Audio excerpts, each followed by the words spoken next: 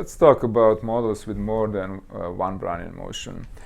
Well, we will only have two. You don't have to look at the slide yet, the details. Let me just tell you a general story about this. So,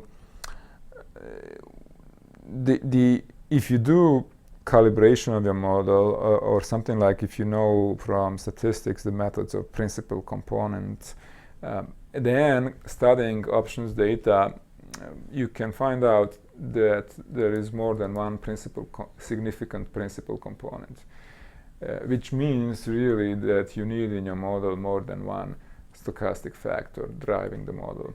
So that's where there is a need to introduce more Brownian motions. Alternatively, what modern and sophisticated models do, they add also jumps to the price. Okay? They also add jumps to the price of the stock, and we will talk a little bit about that in the next set of slides.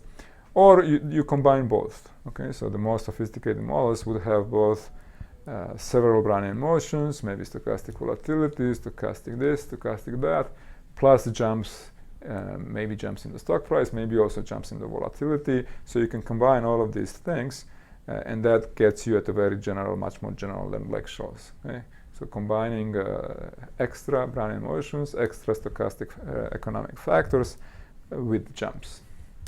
All right, but for the time being, we are not talking about jumps. We are just going to add an additional Brownian motion. Let me skip to the slide with the examples first. Then it's going to be easier to understand the general theory. Here are two well-known examples. The first one is historically an early stochastic volatility model called the Heston's model, in which the stock is something like Black-Scholes, except instead of sigma, here I'm writing square root of V of t, where V stands for volatility. And I'm writing everything directly under the pricing probability Q. So I replaced mu by R. But this V, volatility, is going to be assumed to be also another stochastic process of this type in Heston's model with some other Brownian motion ZQ, and you may want to have some correlation between your stock and the volatility of the stock. So let's assume that WQ and ZQ have correlation rho. Okay, that's the assumption in the Heston's model. Now there are some why exactly like this, right? So here there's a little bit of economic reasons and a little bit of mathematical reasons. Here you have positive constant A, positive constant B, and positive constant gamma. This type of drift is called mean reversion, mean reverting drift. We are going to see it also in the interest rate models. And this is because you don't really want your volatility to have exponential growth. It's not the case that like stocks or the stock market, on average the volatility goes up. That's just not the case. It's more it oscillates around certain values. So in fact, here this B has the interpretation of the long-term mean. You can prove mathematically that the expected value of V is going to converge to B in the limit. So why is that? Well, intuitively, well, look, if V is below B, then this is going to be positive, and this term, the dt term, will push the process up to B if it's below B. Okay? And on the other hand, if V is larger than B, then this is going to be negative, and this is going to push down V towards B. Okay? So in both cases, whether it's up or down, this is going to be either positive or negative, and it's going to push it back to B. So that's intuitively why as time goes by, the expected value converges to B. And fine, so that's kind of the economic reason. You put a linear function here for mathematical tractability, but a linear function which is mean reverting. It pushes you back to this B, which has the interpretation of the long-term mean of the volatility. Now, why square root here? Well, you want something here so that it doesn't go below 0, right? If you have only constant, then Brownian motion could push it below 0. You don't want to have volatility negative. Why square root? That's for mathematical reasons. That's it makes, in particular in Heston's model, at least if you have independent Brownian motions here, you can get explicit formulas for the standard vanilla options, and even if you have correlation, then the model is more tractable. Okay, so square root here is strictly for mathematical reasons. There is no strong economic reason why to have square root here. All right, so this is a typical stochastic volatility, in fact the most famous probably stochastic volatility example model. And so how do you price options here? Well, again, two ways. You can either try to compute expected value under these dynamics, under the risk neutral probability, or you can try to solve the partial differential equation corresponding to the price. How is that going to look like? So now the price is going to be a function, price of an option of a European path independent option is going to be a function of time, S and V. Okay, it's also going, as soon as you introduce another process, you have to plug it in as a variable in your functions which are expected values related to these stochastic processes. Okay, so you have to put a V here. Okay, that's important. I always mention this in my classes, and many students forget, no matter how many times I say it. If you introduce additional stochastic factors in your model, you have that variable as an extra variable in the option price.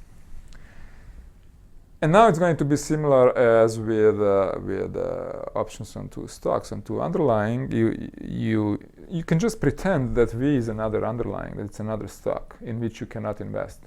In fact, these days there are volatility swaps, there are derivatives on volatility, so you can actually trade in volatility. But when Heston invented his model, or suggested his model, there was no possibility to actually trade in volatility. So this was really an incomplete market model. V was not another asset, V was just another factor. But you can think, so let's stay in that context. Let's assume we cannot trade in volatility, so this is an incomplete model. Nevertheless, you can think of V as an asset which is there, but a risky asset which is there, but you cannot trade in it. Okay? So then the formulas are going to be, the partial differential equation is going to be the same as with two risky assets when we have options on two risky assets, meaning 0 has to be equal to partial derivative with respect to t, and then 1/2 second derivatives times their volatility squared. So I have s squared, then I have square root of v squared, which gives me v, and then here I have gamma squared, square root of v squared, which gives me also v, which is factored out here. Okay, so this is second derivative terms with the squares of these dw terms. Then this is the usual Black-Scholes part from the drift of the stock here and from discounting. This is the same as in Black-Scholes. And then I have to have first derivative, think Ito's rule. First derivative with respect to v times the drift of v. It's this part, ab minus v. And then, because I have correlation, I multiply the volatilities. It's going to be s square root of v times gamma square root of v. Square root of v square root of n square root of v will give me v. And I have s gamma. And I have to multiply by correlation rho. And that multiplies the second mixed derivative with respect to s and v. Okay? Pretty much the same if you look back at the case of two assets, two underlyings. So that's a partial differential equation, and you may try to solve it numerically. In Heston's model, you can do better than just brute force numerics. And this is how it looks like. There is another more recent model called Sabr model, C-S-A-B-R model, which is kind of a combination of with the previous constant elasticity of variance CEV model.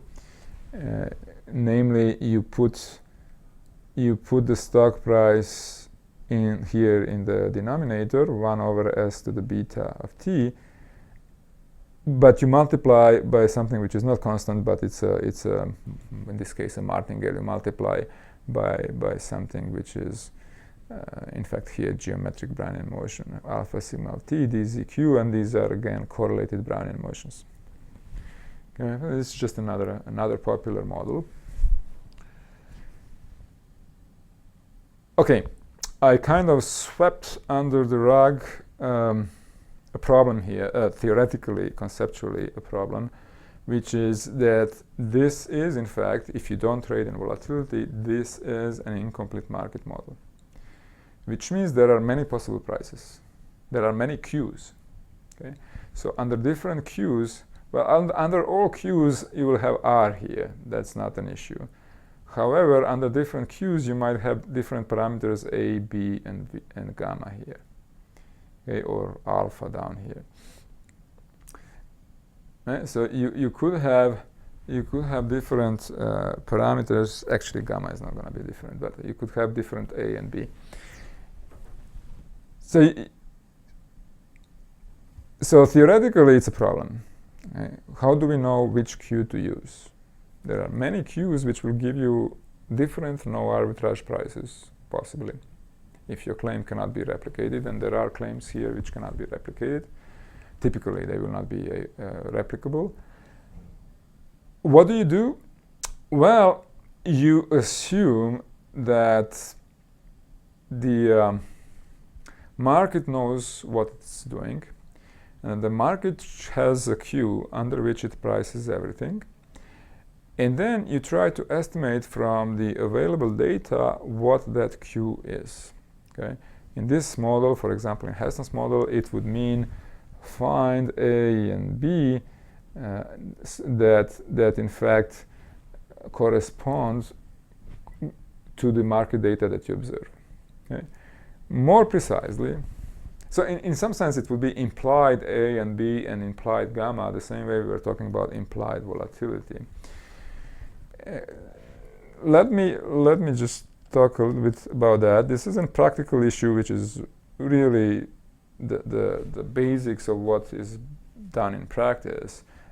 Here, I just want to mention it so that you know about it, but we are not going to go into details. So roughly speaking, you would do something like this. You would suppose you are working as a quant and investment bank. You have your model, let's say Heston's model, and you would observe frequently traded options, liquidly traded options on whatever underlying you are interested in, and you would see those prices. Today's prices of options with many maturities, many strike prices on the same underlying, on the same stock, let's say. Okay? And then you have a model, and you have you observe. You can compute theoretical prices for given parameters A, B, and gamma. Let's say in the previous example. Let's check again. So it was just A, B, and gamma. Okay. Well, there was also rho actually. And then you would compare theoretical prices